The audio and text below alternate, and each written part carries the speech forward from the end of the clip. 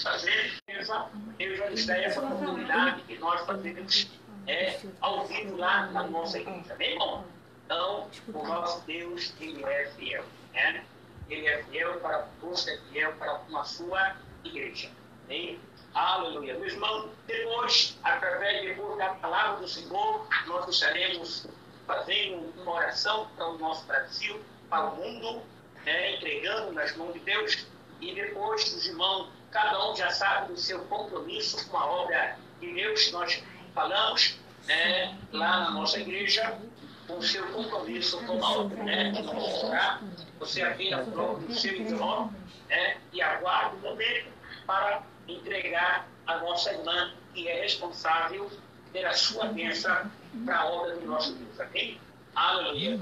Então, estamos aguardando aqui o nosso irmão Davi, que estará aí online neste momento.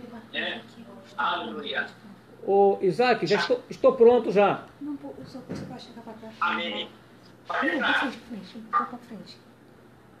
Pode falar assim, você pode falar assim. Já pode iniciar? Pode. Pode. Ok. Eu quero aproveitar esse momento, essa oportunidade de ouro que Deus está nos concedendo e cumprimentar a todos com a paz do Senhor Jesus. Tá? É um prazer imenso e uma grande satisfação poder atender o pedido do meu irmão, o pastor Isaac. A semana passada, se eu não estou equivocado, ele me ligou e pediu que eu transmitisse uma mensagem online. E eu aceitei a proposta e aqui estou para a glória de Deus. Para quem não sabe, meu irmão Isaac, ele é pastor da igreja da Assembleia de Deus Pentecostal Casa da Unção, que está localizada aí no bairro de Jacentinho, na cidade de Maceió, estado de Alagoas. Lembrando, senhoras e senhores, que os membros dessa igreja, da qual o pastor Isaac é pastor, eles estão cada um em sua casa. Isto é, eles estão atendendo às recomendações das autoridades e do Ministério da Saúde. Tá? Não se trata aqui, é bom deixar bem claro, não se trata aqui de uma perseguição religiosa. Muito pelo contrário. Tá? Trata-se aqui de precauções, cuidado com a saúde. E desde já, eu quero transmitir o meu abraço e a paz do Senhor para o pastor Isaac e toda a igreja que está conectada nesse culto online. Ok?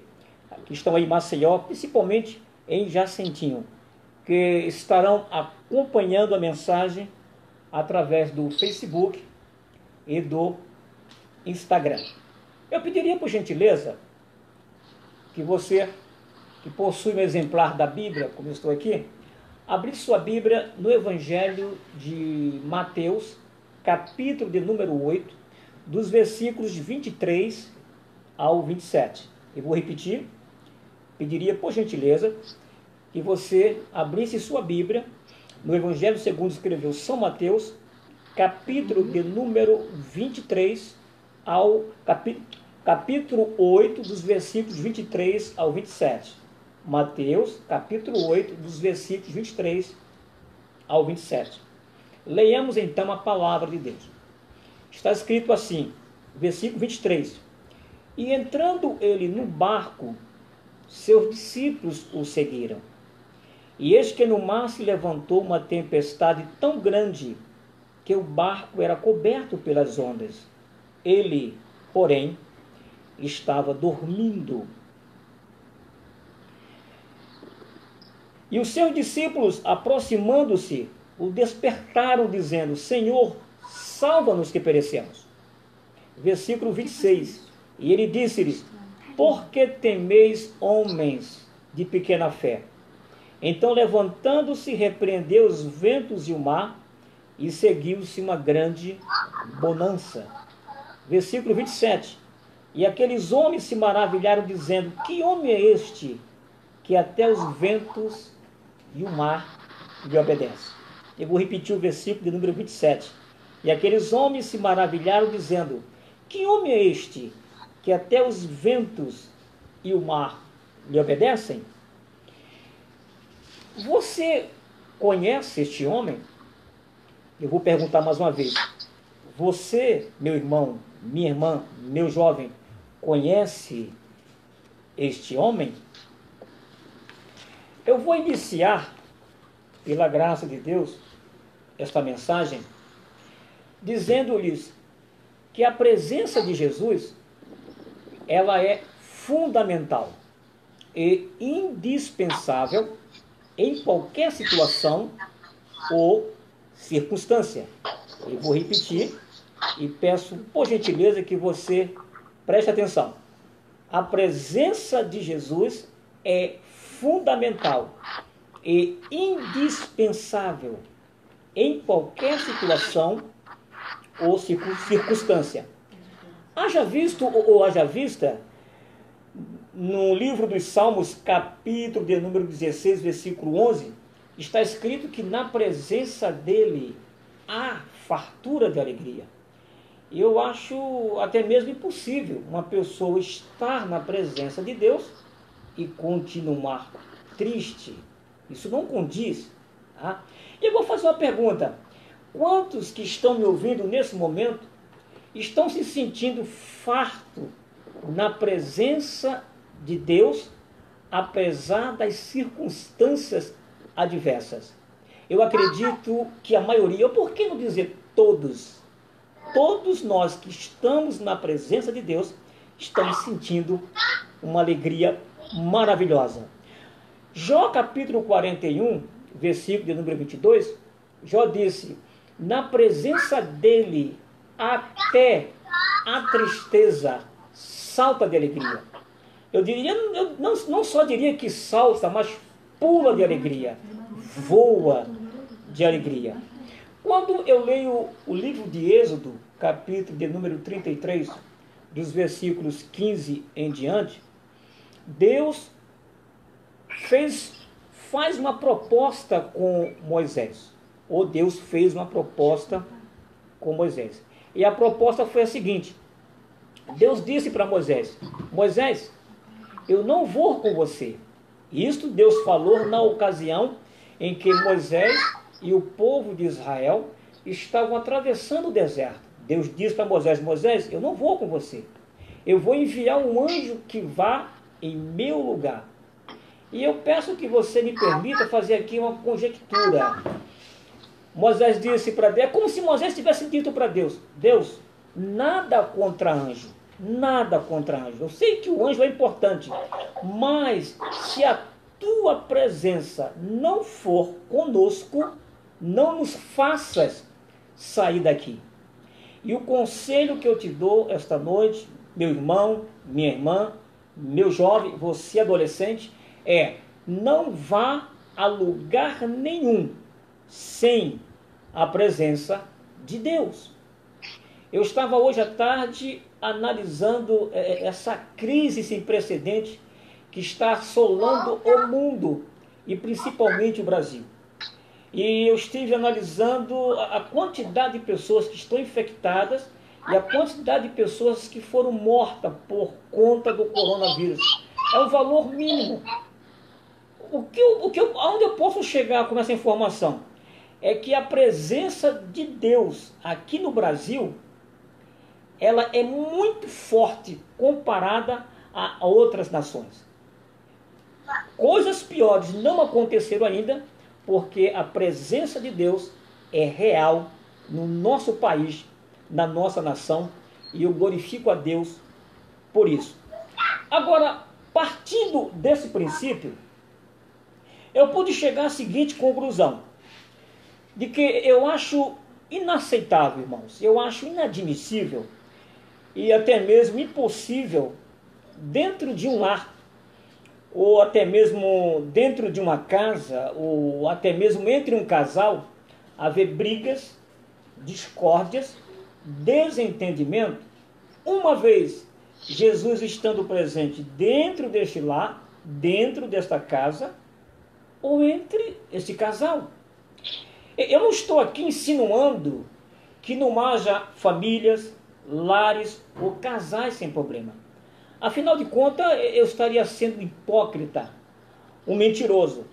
Mas quando os problemas, as discussões, os desentendimentos se tornam contínuo e constante, todo dia e o dia todo, aí dá-me a entender que alguém perdeu o controle da situação. E se você perdeu o controle da situação, eu quero deixar bem claro aqui nesta noite que Deus, Jesus, está no teu barco. Ou melhor dizendo, Ele está esta noite colocando ordem no barco da sua vida. Faz-me lembrar de uma professora de religião. Isso aconteceu há um tempo, me parece que foi aí no Nordeste. Ela estava lecionando para um grupo de jovens, ou melhor dizer, era entre juniores e adolescentes, seus 13, 14, 15 anos. E aquela professora fez duas perguntas. A primeira pergunta que ela fez foi a seguinte: quantos aqui acham que na sua casa é um céu aberto? E aí um grupo de alunos levantou a mão.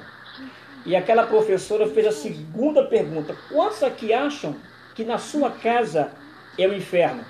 E um outro grupo de alunos levantou a mão. E ela dirigiu especificamente aquele grupo de alunos que haviam confessado que a sua casa era o inferno. E, como eu estava dizendo, ela dirigiu-se especificamente a um daqueles alunos e fez a seguinte pergunta: meu filho, responda para a tia, por que a sua casa é um inferno? E aquele aluno, meio tímido, meio acanhado, virou para a professora e disse: professora, a senhora quer saber realmente por que a minha casa é um inferno? Eu vou te explicar por quê.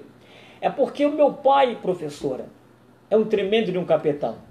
Minha mãe é uma outra capetona. E meus irmãos são todos os capetinhas, razão pela qual a minha casa é um inferno. E, lamentavelmente, baseando-me na experiência amarga desse garoto, a gente pode perceber e notar que existem muitas pessoas que só se sentem bem, que só tem paz quando estão numa praça pública, só se sente bem quando estão numa agência bancária, só se sente bem quando estão dentro do supermercado, ou até mesmo dentro da igreja. Essa pessoa se sente bem, ela sente paz. Mas quando o culto está terminando, ela sente como se fosse um calafrio na barriga, quando ela pensa em retornar para casa. E muitos, quando chegam na sua casa e põem o pé no batente, é como se estivesse entrando no inferno. Mas eu creio que o Deus de Abraão, o Deus de Isaac e o Deus de Jacó é poderoso para mudar este quadro. 6 meses depois, você lembra da experiência que eu contei da professora e os alunos? 6 meses depois, aquela professora fez novamente aquelas duas perguntas. E quando ela perguntou: quantos aqui acham que na sua casa é um inferno? Você lembra? Aquele aluno que há 6 meses atrás havia confessado que a sua casa era o inferno, ele gritou: eu, professora, agora a minha casa é um céu aberto. E a senhora quer saber o motivo? A senhora não sabe dar maior. É uma linguagem aqui que o carioca usa muito. A senhora não sabe dar maior. É que em frente à minha casa passou um homem cheio do Espírito Santo, pregando o evangelho que salva, que transforma, que liberta. Meu pai aceitou Jesus, minha mãe, meus irmãos e eu. Agora a minha casa é um céu aberto. E eu quero dizer para você que aonde Jesus está, alguma coisa acontece. O texto que nós lemos, Mateus capítulo 8, versículo de número 23, dos versículos 23 ao 27, narra um fato interessante. Jesus atravessando o mar da Galileia. Ele saiu da cidade de Cafarnaum em direção à cidade de Gadara. E para fazer esse percurso ele precisou passar pelo mar da Galileia. E de acordo com os pesquisadores, de acordo com os historiadores, ou até mesmo os teólogos, o Monte Hermon, ele é banhado pelo mar da Galileia. E nos meses de agosto, setembro ou outubro, de acordo com pesquisas, de acordo com os historiadores e com teólogos, lá de cima, lá do cume do monte, se desloca um fenômeno chamado geada. E ele vem deslizando pela parede da montanha. E quando ele toca na água, causa o que nós chamamos de maremoto. E eu acredito, e eu quero crer, que muitas embarcações que passaram por ali durante esse período, eles foram a pique, afundaram. Mas a embarcação em que estava presente um homem chamado Jesus de Nazaré, com certeza havia segurança. E eu quero dizer para você, fique tranquilo, não perca o controle, não perca o controle, porque Jesus está no barco. Agora eu queria fazer uma pergunta para você. Jesus estava dormindo ou acordado no barco? Jesus estava dormindo ou acordado? Claro que ele estava dormindo. E quantas pessoas não conseguem dormir há dias, há meses, há anos, por causa da ansiedade, por causa da depressão, por causa das adversidades da vida, ou por que não dizer por causa dessa crise? O coronavírus está roubando o sono e a paz de muita gente.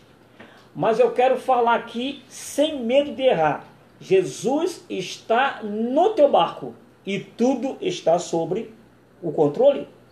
Aí eu pergunto para você, reflita nas perguntas que eu vou fazer. Dá para dormir quando o circo está pegando fogo? Dá para dormir quando o marido chega em casa bêbado, chutando balde, espancando a esposa com um amante na rua? Dá para dormir? Dá para dormir quando o filho ou a filha está mergulhado no submundo do crime e das drogas? Mas eu quero afirmar agora, sem medo de errar, que você vai dormir o sono de Jesus. Eu creio piamente que você terá o privilégio, depois desse culto online, dormir o sono de Jesus. Tem um hino que, na minha adolescência, eu cantava muito. E o título dele é Com Cristo no Barco, Tudo Vai Bem. Com Cristo no Barco, Tudo Vai Bem. E eu vou cantar aqui um trecho desse hino, e eu peço que você preste atenção na letra desse hino. Ele diz assim, ó: com Cristo no barco tudo vai muito bem, vai muito bem, vai muito bem. Com Cristo no barco tudo vai muito bem, e passa o temporal. Gostou do hino? Eu vou cantar só mais uma vez. Com Cristo no barco tudo vai muito bem, vai muito bem, vai muito bem. Com Cristo no barco tudo vai muito bem, e passa o temporal. Acontece que eu descobri 3 agravantes nesse hino. 3 agravantes. O primeiro agravante que eu descobri nesse hino, meu irmão, minha irmã que está me ouvindo, através dessa live, é que a letra deste hino é bonita. Você concorda comigo? O segundo agravante que eu descobri desse hino é que a letra dele expressa uma realidade. Com Cristo no barco, realmente vai tudo bem, não tem dúvida. Mas eu descobri um terceiro agravante que diz que a letra deste hino nem sempre condiz com a realidade. Eu vou repetir o primeiro agravante. A letra é bonita. Segundo agravante, a letra expressa uma realidade. Com Cristo no barco, realmente tudo vai bem. Mas o terceiro agravante me chamou a atenção. Diz o seguinte, que nem sempre a letra desse hino condiz com a realidade. Ou seja, nem sempre a presença de Jesus no barco significa necessariamente que nós estamos livres das turbulências, que nós estamos livres dos problemas. E é nesta ocasião que muitas pessoas, no desespero, resolvem pular ou sair do barco, ou pular fora do barco. O conselho que eu te dou esta noite é: não saia fora do barco. Sabe por quê? Porque se dentro do barco a situação está ruim, você imagine lá fora. Principalmente se o barco da sua vida está no alto mar. Se estiver no alto mar, está correndo perigo. Porque se você pular, você pode ser devorado pelos tubarões, que representa o inimigo das nossas almas. E interessante é que Deus não livrou Sadraque, Mesaque e Abdenego da fornalha de fogo ardente. Deus livrou-os na fornalha. Eu vou repetir. Deus não livrou a Sadraque, Mesaque e Abdenego da fornalha. Deus livrou Sadraque, Mesaque e Abdenego na fornalha. Deus não livrou Daniel da cova dos leões. Deus livrou Daniel na cova dos leões. E Deus quer te dar o livramento, não é fora do barco. Deus quer te dar o livramento dentro do barco. Não importa o tamanho das ondas e nem da turbulência. Ele quer te dar vitória dentro do barco. Agora, uma outra coisa que me chama a atenção, eu gostaria que você prestasse atenção, é que quando passamos pela tempestade, escute, quando passamos pela tempestade, não somos mais o mesmo, porque aprendemos novas lições de vida. Eu vou repetir. Quando passamos pela tempestade, não somos mais os mesmos, porque aprendemos novas lições de vida. Somos moldados e estruturados por Deus. O apóstolo Paulo, escrevendo aos Colossenses, capítulo 2, versículos 6 e 7, ele diz assim, se já recebeste a Cristo, andai nele, arraigado, sobreedificado e confirmados na fé, assim como fostes ensinados, abundando em ações de graça. Quando eu me reporto ao livro do profeta Naum, um dos profetas menores, Naum, capítulo 1 e o versículo 3, a parte C do versículo está escrito assim, o Senhor tem o seu caminho na tormenta e na tempestade, e as nuvens são o pó dos seus pés. Isso é o versículo 3. Agora vamos ler o versículo 4, a parte A, que diz assim, ele repreende o mar e o faz secar e esgota todos os rios. Já parou para pensar nisso? Nessa grandeza, nesse poder? Um Deus que tem poder para repreender o mar, um Deus que tem poder para fazer o mar secar e esgotar todos os rios. Será que Ele não tem poder para resolver o teu problema? Será que Ele não tem poder para curar essa enfermidade que tem roubado a tua paz e a tua tranquilidade? Ainda no versículo 7 desse mesmo capítulo 1 de Naum, está escrito assim, presta atenção, o Senhor é bom. Eu vou repetir, ó, capítulo 1, versículo 7 de Naum. O Senhor é bom, uma fortaleza no dia da angústia, e Ele conhece os que confiam nele. Ora, se Deus conhece os que confiam nele, obviamente, Deus também conhece aqueles que desconfiam dele. Por incrível que pareça, dentro da igreja, existe um grupo de pessoas que confiam em Deus, mas tem um outro grupo que desconfia de Deus. E eu quero fazer aqui uma pequena ilustração, e eu peço, por gentileza, alguém que vem aqui do lado, escute, isso aqui que está na minha mão, tá, representa um problema, ok? Ok, um problema. Eu vou entregar esse problema a Deus, tá? De forma deliberada, ok? Vou entregar o meu problema a Deus, baseado no Salmo 37, versículo 5. Entrega teu caminho ao Senhor, confia nele e tudo ele fará. Eu vou substituir a palavra caminho pela palavra problema, ok? Então entrega o teu problema ao Senhor, confia nele e tudo ele fará. Então se escute bem, é uma ilustração que eu estou fazendo. Ó, estou entregando o meu problema a Deus. O que é que eu tenho que fazer? Esquecer, porque eu confio 100%, eu confio totalmente em Deus. Esta é a maneira correta de nós confiarmos em Deus, ok? Entrega teu caminho ao Senhor, confia nele e tudo ele fará. Só que, infelizmente, algumas pessoas estão agindo de forma diferente. Olha só como as pessoas estão fazendo. Ela entrega o problema a Deus, Deus segura numa ponta e ela segura na outra ponta. Olha só como é que fica a guerra. O que ele quer dizer com isso? Se Deus não resolver, eu dou o meu jeito. Isto está errado. Você precisa confiar totalmente em Deus.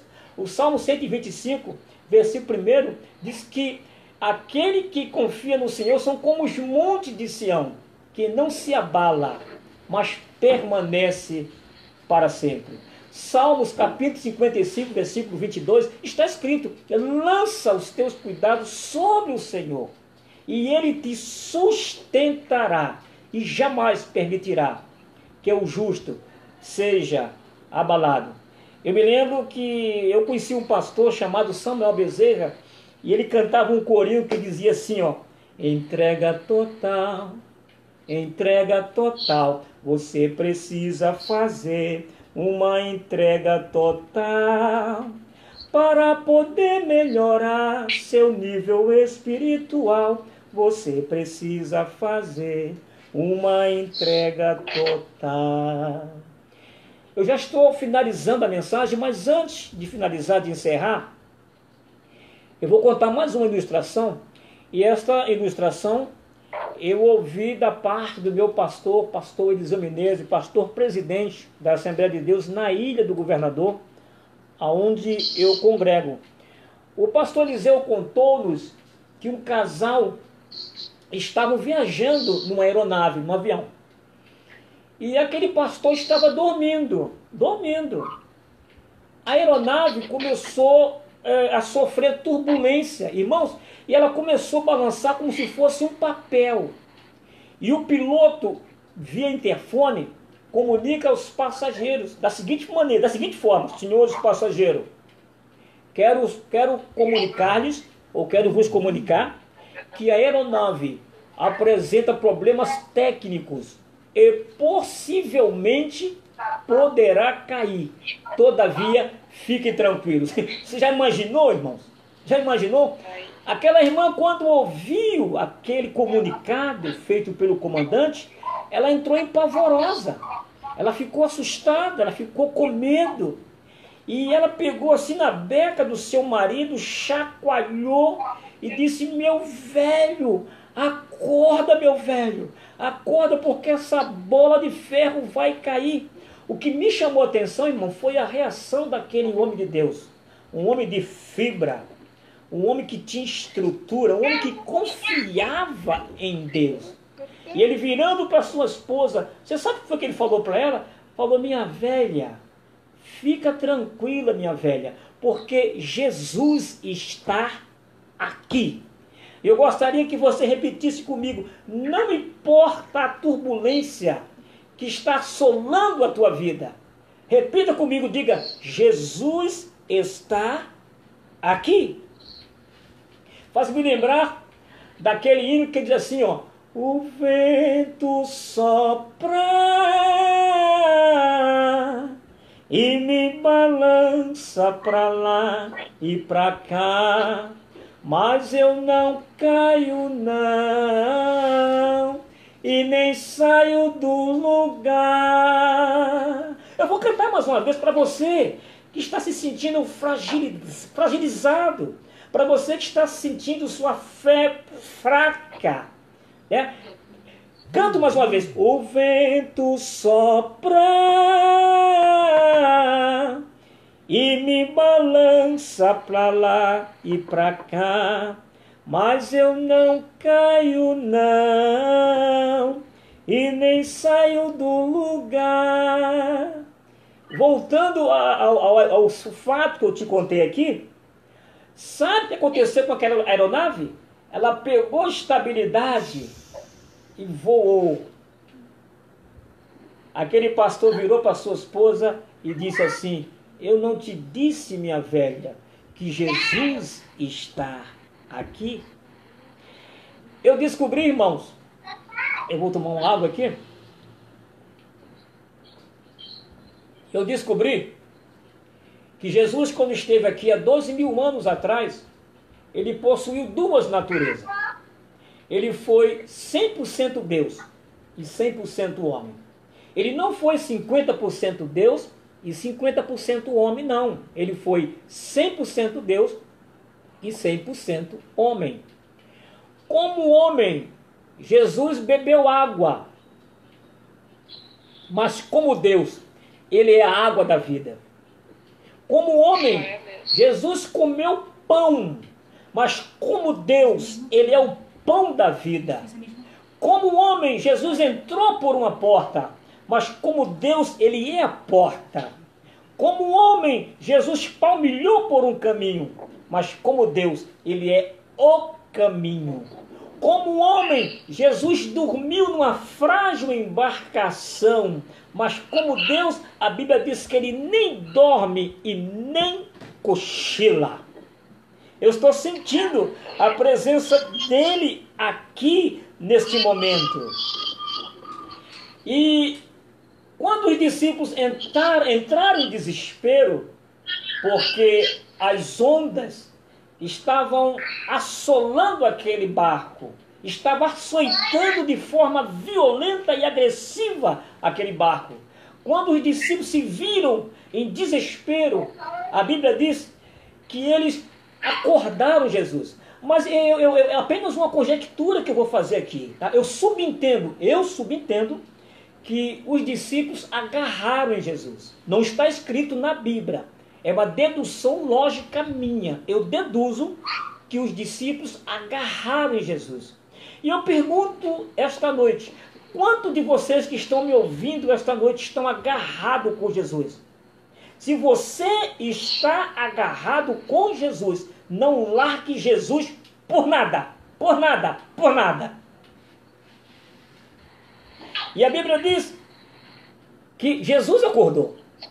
Agora, não fique pensando que ele acordou igual um carioca, assustado. O que está pegando? O que está pegando? Não, meu Jesus não. Sabe por quê? Porque a Bíblia diz que ele domina o ímpeto do mar. Quando as suas ondas se levantam, ele as faz aquietar. E ele olhou para o vento, e ele olhou para o mar. E neste exato momento, Jesus está olhando para o mar. Jesus está olhando para o vento. E eu me atrevo a dizer essa noite, ele também está olhando para o coronavírus. E tudo está sob o seu controle. E diz a Bíblia que ele, olhando para o mar, disse: mar, aquieta-te. Vento, acalma-te. E diz a Bíblia que houve uma grande bonança. E os discípulos ficaram tão admirados, mas tão admirados, que eles, olhando um para os outros, disseram: mas que homem é este, que até os ventos e os mares lhe obedecem? E aí eu canto para você quem é esse homem. Eu canto assim: ele é Jesus, igual não há. Ele domina o vento e o bravo mar. Escute mais uma vez. Ele é Jesus, igual não há. Ele domina o vento e o bravo mar. Eu quero concluir, eu quero terminar, vou finalizar essa mensagem, essa live, lendo para nossa meditação uma passagem que se encontra no livro do profeta Isaías, capítulo 43, e versículo 2. E logo em seguida estarei orando pela cidade do Rio de Janeiro, pela cidade de Maceió, pelo estado de Alagoas, pelo Brasil. Eu creio que Deus está sentado no trono e tudo está sob o controle. Isaías 43, versículo 2, está escrito assim: quando passares pelas águas, estarei contigo, e quando pelos rios, eles não te submergirão. Quando passares pelo fogo, não te queimarás, nem chamas arderá em ti. Quero agradecer de coração essa rica oportunidade que me foi concedida. E estou muito feliz, estou muito alegre mesmo, crendo que o Deus de Abraão, o Deus de Isaac e o Deus de Jacó, ele vai acalmar a tempestade, ele vai repreender o mar e ele vai repreender o vento também. Vamos orar, vamos clamar, vamos falar com Deus neste momento. Pai amado, te louvo, te glorifico, te exalto pela tua Shekinah, pela tua presença, pela tua grandeza, pelo teu poderio. Ó Pai, queremos interceder agora pelo Brasil. Queremos interceder pelas autoridades constituídas por ti, ó Deus. Queremos interceder por cada cidade, por cada estado. Queremos interceder agora por cada brasileiro, Senhor. E queremos agora repreender na autoridade que há no nome de Jesus, em nome de Jesus, esse surto que se espalhou pelo mundo, começando na China. Mas eu creio que a presença de Jesus no Brasil, ela é forte e tem poder para conter o avanço dessa enfermidade, desse vírus. Ó Deus, mantém tua mão poderosa estendida sobre cada filho teu, sobre cada pastor, sobre cada presbítero, sobre cada diácono, ó Deus, sobre cada obreiro, sobre cada cidadão, ó Pai. Em nome de Jesus, eu quero agora neutralizar, ó Pai, toda força contrária. Eu quero repreender, ó Pai, a fúria do inimigo. Eu quero quebrar e arrebentar todas as correntes e cadeados do inferno, ó Pai, e declarar, Ó Pai, vitória para o Brasil, vitória para a tua igreja, no nome poderoso do Senhor Jesus. Amém. Volto aí o trabalho para o nosso irmão pastor Isaac.